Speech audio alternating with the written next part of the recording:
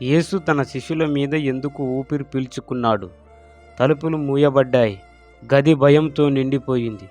యేసు లేచాడని వారు విన్నప్పటికీ భయం వారిని దాచిపెట్టింది.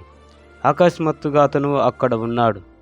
అతను వారికి తన చేతులు చూపించి నిట్టూర్చి ఆపై మాట్లాడాడు. మీకు శాంతి కలుగుగాక. తర్వాత అతను వంగి వారిపై ఊది అతను ఇలా అన్నాడు, పరిశుద్ధాత్మను స్వీకరించండి. ఆది కాండములో దేవుడు ఆదాములోకి జీవం పోయడానికి ఊదాడు. ఇప్పుడు యేసు తన అనుచరులలోకి కొత్త జీవితాన్ని ఊదుతున్నాడు. ఇది తన సొంత ఆత్మ యొక్క ప్రసారం. ఈ శ్వాస కేవలం ఓదార్పు కోసం కాదు, అది ఆజ్ఞ కోసం. ఆయన వారిని తన వెలుగు వాహకులుగా పంపుతున్నాడు. వారు ఇకపై అనుచరులు మాత్రమే కాదు, వారు తన ఆత్మ వాహకులు. క్రీస్తు శ్వాస ఇప్పటికీ మిమ్మల్ని శక్తివంతం చేస్తుందని మీరు విశ్వసిస్తే ఆమెన్ అని టైప్ చేసి ప్రకటించండి.